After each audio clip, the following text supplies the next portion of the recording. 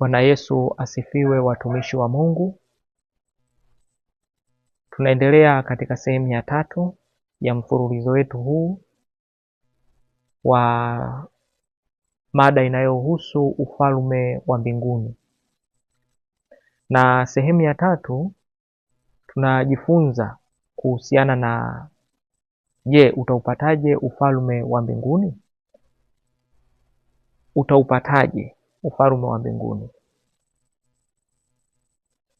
Hilo ni swali au hamu na nia za watu wengi ambao wanajitahidi kumkaribia Mungu. Wanajiuliza swali kama hilo. Inapokuja swala la kupata ufalme wa mbinguni, mtu anaupataje? Ndilo somo letu la leo tutaloweza kwenda kujifunza. Bila kusahau ni yule mchambuzi wenu Joseph Limena, mchambuzi na mhamasishaji wa neno la Mungu pamoja na habari kuhusu ufalme wa mbinguni au serikali ya mbinguni. Na leo tunaendelea mwendelezo wetu ule wa kuhusu ufalme wa mbinguni. Tukiangalia katika kitabu cha Mathayo, kitabu cha Mathayo 11 mstari wa 12. Tuanze na andiko hilo kwanza. Mathayo 11 mstari wa 12 imeandikwa kwamba tangu siku za Yohana Mbatizaji hata sasa ufalme wa mbinguni hupatikana kwa nguvu, nao wenye nguvu wauteka.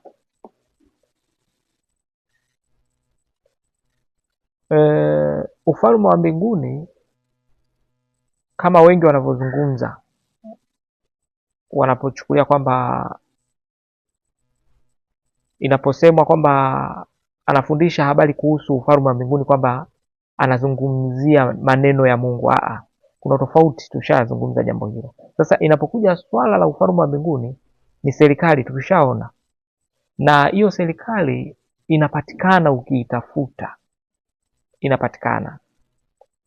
Lakini tunakumbuka pia Waswahili wanasema ukiona vyaelea ujue vimeundwa. Jambo lolote ambalo linaloonekana kuwa ni zuri na lenye manufaa, kwa hakika linakuwa na misingi yake, kanuni zake na utaratibu wake. Kama vile Yesu alivyosema, utafuteni kwanza ufalme wa mbinguni na haki zake, hayo mengine mtaongezewa. Ni kweli kabisa, ukitafuta ufalme wa mbinguni una faida nyingi sana katika ulimwengu huu hata baadaye. Lakini kupata kwake ni kazi. Na ndio maana hapo katika kitabu cha Mathayo 11 mstari wa 12 nasema kwamba kuanzia kipindi cha Yohana Mbatizaji, kwa sababu yeye ndio mtu wa kwanza kuhubiri kuhusiana na ujio wa ufalme wa mbinguni, kwamba tubuni na mbatizwe kwa maana ufalme wa mbinguni umekaribia. Yeye ndio wa kwanza kupromoti ufalme wa mbinguni.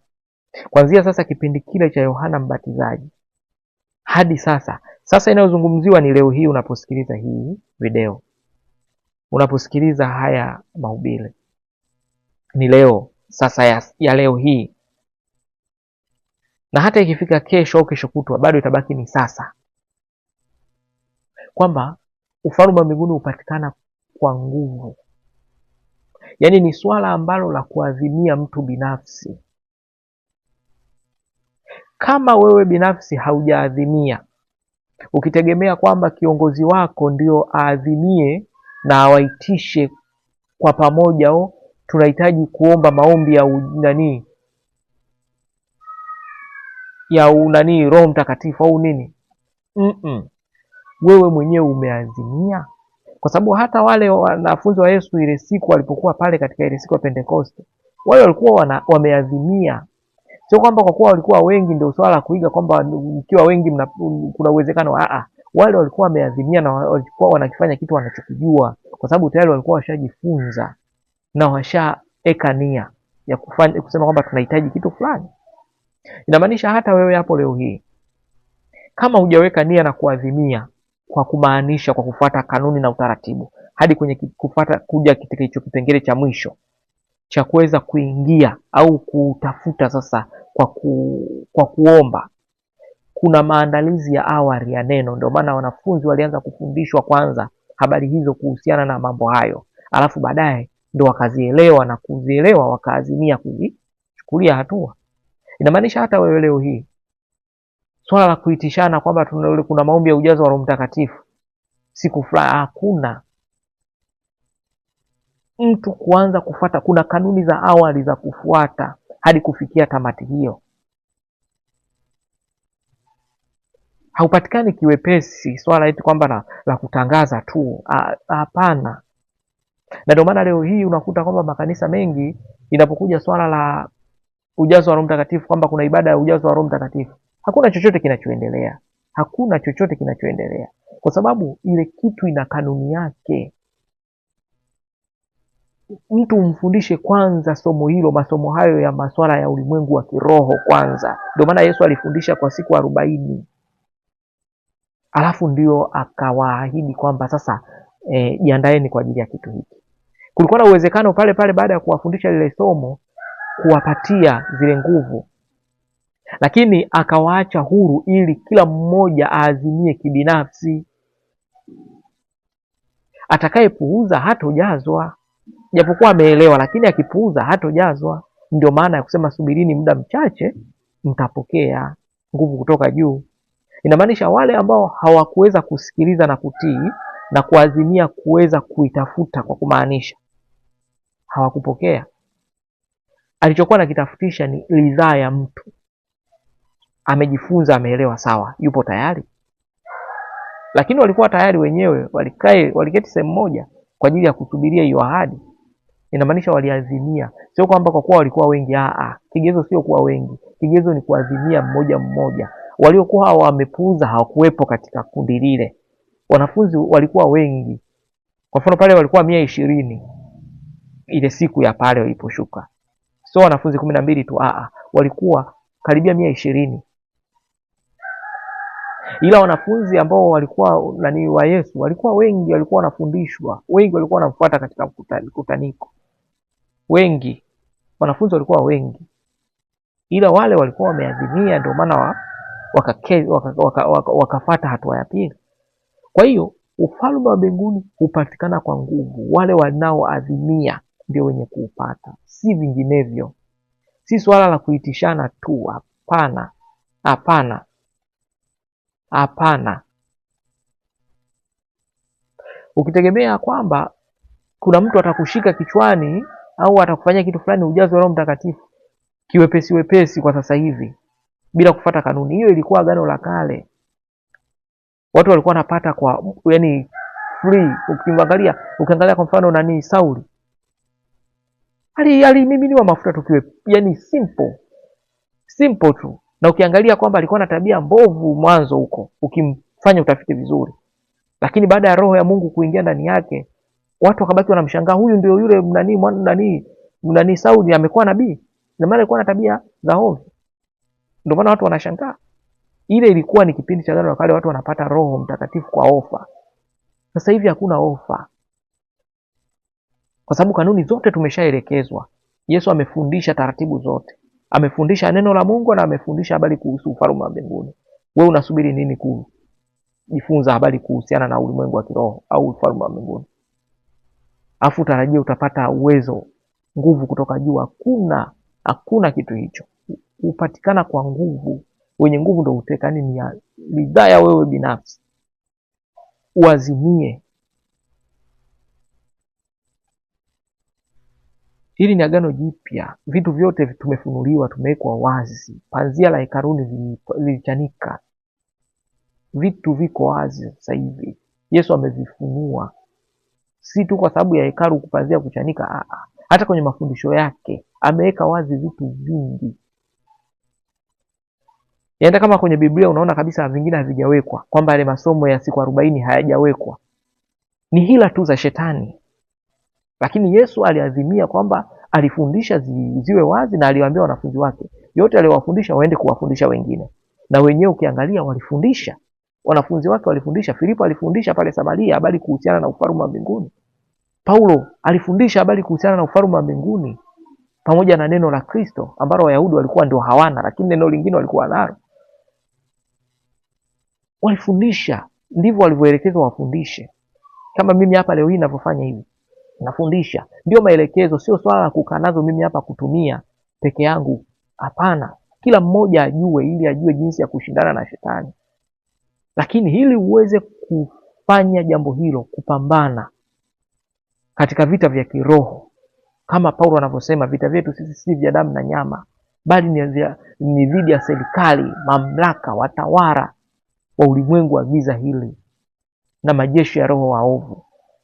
Huwezi ukapambana nao kiwepesi wepesi. Shetani ana nguvu aisee, shetani ana nguvu, anaweza kufanya vitu. Angalia watu wanavyohangaika, wanavyokuwa wamepagawa na mapepo, wanafanya vitu vya ajabu. Angalia yule mtu mwenye pepo, yule mwenye katika mle Mgerasi yule, alikuwa na majeshi, sio mmoja, jeshi kabisa, ni wengi wanakaa ndani ya mtu mmoja.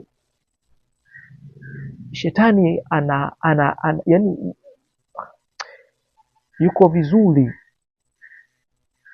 Sasa ili uweze kuendana naye na kumzidi, lazima ufuate kanuni zilizowekwa. Lazima, yani hakuna opsheni nyingine, hakuna opsheni nyingine. Lazima tuazimie. Jambo la kwanza, lazima tusome neno la Mungu kwa kumaanisha kwanza. Huo ndio msingi. Roho Mtakatifu hakai sehemu ambayo haina neno, kwa sababu Yesu alisema uwatakase kwa ile kweli, neno lako ndio kweli. Neno ndio utakasa. Sio, sasa hivi tukiachana na habari za Yohana Mbatizaji, alikuwa anaonyesha kwamba watu wanabatizwa katika maji kwa ishara ya kutusafisha nia, kutubu. Maji yalikuwa yanawakilisha kama vile yanawakilisha utakaso. Lakini hiyo utakasa kwa nje, maji utakasa kwa nje, kama Yesu alivyosema. Watu wanasafisha vikombe kwa nje, sio ndani, vikiwa vichafu. Na maana sasa Yesu anasafisha kwa ndani, ili yale maji anayosafishia ndani ndio atamalizia nje, kwa sababu ndani ndio muhimu zaidi. Kitu kinachotakasa ndani ni neno. Ndio maana Yesu amesema uwatakase kwa ile kweli, sio kwa maji. Hapana, uwatakase kwa kweli. Neno la Mungu ndio linamtakasa mtu ndani, na ukishatakasika ndani yako, unakuwa umetengeneza hazina, au umetengeneza store, umetengeneza mahara, sehemu nzuri, sehemu takatifu. Hekalu lako linakuwa ni nyumba nzuri kwa ajili ya Roho Mtakatifu. Pointi ya kwanza, lazima kusoma neno la Mungu ili ule ufalme ushuke juu yako. Nguvu ishuke kwanza juu yako ya kukuunganisha katika ulimwengu wa kiroho, kukuunganisha katika mawasiliano na Mungu wako. Mungu anaabudiwa katika roho na kweli. Kweli neno lazima liingie, afu roho ingie katika lile neno ili kufanya kazi. Utamweza kumwabudu Mungu katika namna hiyo. Sio jambo jepesi, lazima uweke ratiba, lazima uweke utaratibu wa kusoma neno. Watu wengi sasa hivi wana focus katika vitu vingine ambavyo tofauti na misingi, ndio maana unakuta mambo yanakuwa tofauti. Tangulizeni vitu muhimu. Kila kitu, kuna vitu bora na kuna bora zaidi. Tangulizeni bora zaidi. Bora ni vingi, vitu bora ni vingi katika upande wa Mungu, lakini kuna bora zaidi. Unaweza ukasema namna gani? Kaangalia katika kitabu cha dada yake na Lazaro, Maria na Martha. Kaangalia vizuri Maria alichokuwa nakifanya baada ya Yesu kuwa amekuja pale, hakuwa amekosea. Na Martha alichokuwa nakifanya baada ya Yesu kuwa amekuja pale, kwa wakati ule wote wawili, kuna mmoja alifanya kitu hiki na kuna mwingine alifanya kitu. Wote walifanya vitu sahihi, lakini kuna mmoja alifanya kitu ambacho ni bora zaidi, mwingine alifanya kitu ambacho ni bora. Tutangulize vitu ambavyo ni bora zaidi katika habari ya ufalme wa mbinguni. Na ndio maana alisema Yesu kwamba mama yangu na ndugu zangu ni wale wanaokaa na kusikiliza neno la Mungu. Je, alikuwa anamvunjia mama yake heshima kwa sababu Biblia imesema waheshimu wazazi wako? Hapana, alitanguliza bora zaidi. Lakini kuheshimu wazazi ni jambo bora, ila kumheshimu Mungu au kukaa ni bora zaidi. Kwa maana hiyo tuangalie pia jambo hilo katika kitabu cha Luka sura ya 16 mstari wa 16 ili tuongezee. Na tukumbuke tunajifunza mada hii inayohusiana, je, utaupataje ufalme wa mbinguni? Tuangalie katika kitabu cha Luka sura 16 mstari wa 16. Luka 16 mstari wa 16 imeandikwa, inasema kwamba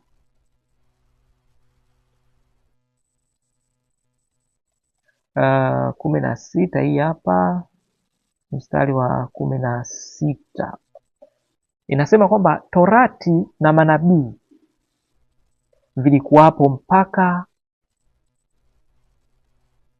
kwa Yohana Mbatizaji. Tangu wakati huo, yani wa Yohana Mbatizaji, habari njema ya ufalme wa Mungu hutangazwa na kila mtu hujiingiza kwa nguvu. Kama ilivyo sasa hivi, ninatangaza hapa habari kuhusu ufalme wa mbinguni na jinsi unavyoweza kuupata ufalme wa mbinguni na namna ya kufuata ili uweze kukamilika kuingia katika ufalme au serikali hiyo, kuwa ni raia wa serikali hiyo. Tunatangaza, ilishatangazwa sana na hadi leo hii inaendelea kutangazwa, lakini swala la kuingia katika ufalme huo, neno linasema ya kwamba watu hujiingiza kwa nguvu, sio kusikia. Kigezo sio kusikia, ni kusikia na kuyafanya na kushika yale ambayo umeyasikia, ndio point. Ndio maana Biblia inasema utakaposikiliza kwa umakini na kufanya yale yote niliyokuamuru. Inamaanisha ukisikiliza mahubiri haya, ukisikiliza mafundisho haya kwa umakini na ukayachukulia hatua, ndipo unakuwa umekuwa mwanafunzi kamili. Ila ukisikiliza na ukayapuuza, ina maana hata neno linakutupa, linakuacha. Kwa hiyo tangia kipindi cha Yohana Mbatizaji mpaka sasa, ufalme wa mbinguni kweli unatangazwa kama hivi unavyosikia, lakini swala la kuingia ni kwa nguvu, ni kwa kuadhimia. Nguvu sio kwenda kubeba magogo, hapana. Sio kwenda kumpandisha zege juu ya gorofani, hapana. Nguvu inayomaanishwa hapa ni jitihada binafsi za kuendea katika jambo hilo ili kukidhi vigezo. Ndio maana hata unavyoweza kutafuta kazi, kuna CV. Watu wanaboresha CV zao ili kuhakikisha ile kazi wamefanyaje. CV yako mbele za Mungu ili kuweza kupata kibali cha kuingia katika ufalme wake, unaweza ukaitengeneza CV yako kwa kusoma neno la Mungu. Hiyo ndio CV, unaweza ukaitengeneza hapo. Na ndio maana Yesu aliwafundisha wanafunzi wake miaka 3 na kidogo neno, kabla ya kuwapatia fursa au kuwafunulia mafundisho sasa rasmi ya ufalme wa mbinguni. Kwa sababu hata kama angewafundisha kipindi kile ale mafundisho ya siku 40, angewafundisha mapema, wasingepata, kwa sababu misingi hawana. CV bado haijawa vizuri. Alianza kuwatengenezea CV au akaanza kutengeneza mahekaru yao katika nafsi zao, mioyo yao, ili iwe ni nyumba nzuri ambayo Roho Mtakatifu anaweza kukaa ndani ya watu hao. Sehemu au namna pekee ya kuweza kukua mzuri katika ufalme wa mbinguni ni kwa kusoma kwanza neno la Mungu, ili ile nguvu iingie ndani yako, ipate makazi, usije ukaikufuru, kwa sababu hakuna kosa kubwa kama kumkufuru Roho Mtakatifu. Ndio maana Biblia inasema ni heri umkufuru mwana wa Adamu kuliko kumkufuru Roho Mtakatifu. Roho Mtakatifu ni kitu ambacho kwa hakika ni kitakatifu, hakina yani kipo straight. Kwa maana hiyo usitegemee kikundi, mkiwa kikundi au wewe na fulani, rafiki yako, mke wako au nani wako, ni wewe mwenyewe. Kila mmoja atanyakuliwa kivyake. Biblia inasema hivyo.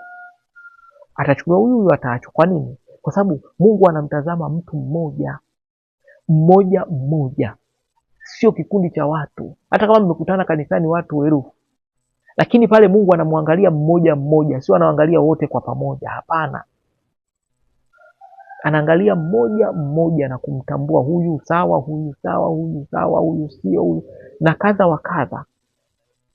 Kwa hiyo ni jitihada yako wewe binafsi katika habari hii ya ufalme wa mbinguni. Ukitegemea kiongozi wako ndo aseme ili wewe ndo ufanikiwe, hakuna. Hata akisema mara 1000, kama hujaazimia hakuna kitu. Kama hujaweka bidii binafsi hakuna kitu. Sasa swala la linalofuata, ngoja tuangalie andiko lingine la katika kitabu cha Mathayo sura ya 13 mstari wa 51 na 52. Mathayo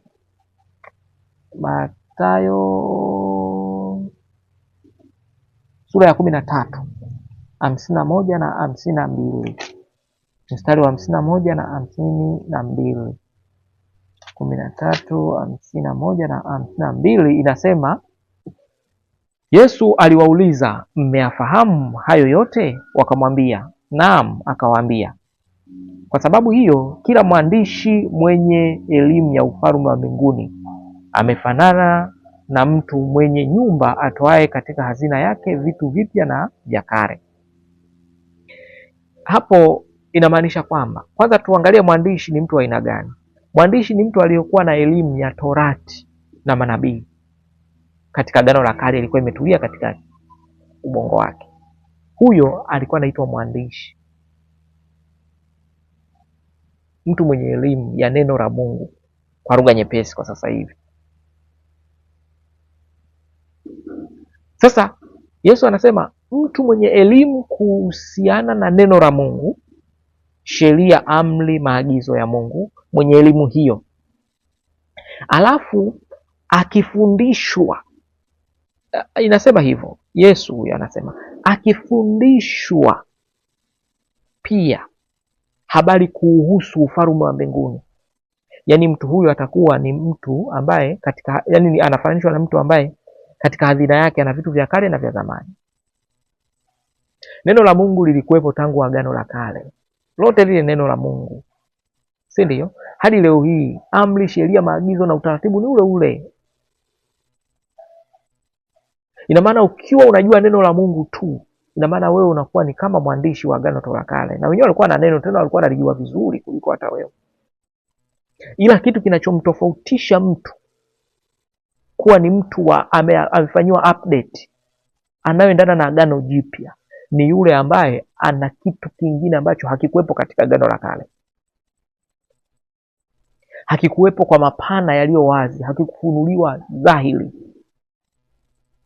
Ni kuhusu ufalme wa mbinguni, serikali ya mbinguni, na watu kwamba wana uwezo wa kuingia katika ufalme. Hicho kitu, mafundisho haya hayakuwepo katika Agano la Kale. Sisi tumeyapata, tunayo na tumepewa fursa hiyo. Na maana ukipata elimu hiyo sasa, ambayo ndio hii tunaizungumzia hapa, ili somo ukilisoma vizuri na ukalielewa vizuri, sasa wewe unakuwa umejitengenezea katika hazina yako vitu vya kale na vipya. Unakuwa uko vizuri. Usiishie tu kusoma neno la Mungu afu usisome kuhusu ufalme wa mbinguni. Ni kosa kisheria, yaani utakuwa umevunja kanuni ya CV yako ili kuingia katika ufalme wa mbinguni. Na ndio maana tunakuja kupata pointi pale kwamba kwa Musa kuenda kukaa kwa Farao, sio kwamba kulikuwa hakuna sehemu nyingine ambayo Mungu angeweza kumfaulisha Musa aende kulelewa huko. Hapa zilikuwepo, ila alimfaulishia pale kwa Farao ili kumfundisha, ili kumpatia uzoefu ya mambo ya kiroho ayajue kwanza, ili amtumie. Na maanisha hata wewe hapo leo, ili utumike katika ufalme wa mbinguni, lazima kwanza upate elimu kuhusiana na ufalme ule, mambo yale, serikali ile ilivyo, alafu ndio Mungu akutumie. Sasa hakuna option nyingine, kanuni zipo wazi tu kabisa. Kwa hiyo ili uweze kuwa vizuri, Biblia inasema katika elimu yako ya neno ulionayo, kuna elimu nyingine ambayo inatakiwa ufundishwe kuhusu ulimwengu wa kiroho au ufalme wa mbinguni. Hiyo ni elimu ya pili tofauti kabisa, tofauti na neno la Mungu, tofauti kabisa. Ni elimu inayojitegemea, na ndio maana alifundisha siku 40, kwa sababu ni elimu tofauti inayojitegemea pembeni kabisa. Na sheria inasema kwamba mtu atapata Roho Mtakatifu ndani yake kwa kuwa na elimu kuhusiana na mambo hayo. Roho haingii sehemu ambayo mtu hajui, kwamba ije ifanye jambo afu ubaki unashangaa kimefanya kitu gani hapa. Hapana, Roho inataka mtu ambaye tayari anaijua, na maana hata kifanyika kitu yeye hashangai, anaona hiki kawaida, si nimekifanya nikimaanisha kimetokea kawaida. Yani atastaajabu, lakini tofauti na mtu yule ambaye hajui kabisa. Yeye atastaajabu, yani hali ya juu, na ataweza kwenda kujitangaza bwana mimi najishangaa. Lakini mtu mwenye elimu hasemi mimi najishangaa, kwa sababu anajua. Hatumi neno najishangaa, kwa sababu tayari elimu anayo. Alikifanya kumaanisha na kimekuwa, hashangai. Lazima upate elimu aisee. Na kwa kupata elimu hiyo, na itakusaidia wewe kuupata sasa ufalme wa mbinguni, kwa sababu jitihada utakayokuwa unaitumia kwa kujua neno la Mungu ndiyo jinsi au njia ya pekee ya awali ya kuweza kuupata ufalme wa mbinguni. Anza kusoma neno la Mungu, likae kwa wingi ndani yako. Fuatia sambamba na kusoma masomo ya ufalme wa mbinguni. Ukielewa vitu hivyo, vitakuwa dhahiri katika maisha yako, na kwa hakika unaweza ukautumia ufalme wa mbinguni katika kuamuru vitu kadha wa kadha, na vikawa vyepesi katika maisha yako. Kwa hiyo ili uweze kuwa na ibada nzuri mbele za Mungu, kama katika kitabu cha Yohana sura ya 4 mstari wa 23 na 24 inavyosema, waabudu wa kweli watamwabudu Mungu katika roho na kweli. Ni maslahi makubwa sana utakayoyapata ukiupata ufalme wa mbinguni kwa kuweka jitihada zako binafsi. Tuishie hapa katika somo hili, katika sehemu hii ya 3, na tutaenda kumalizia sehemu ya 4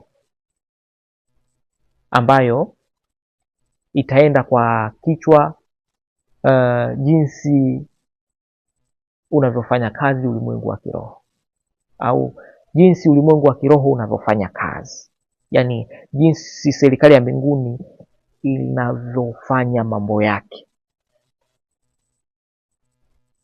Amina.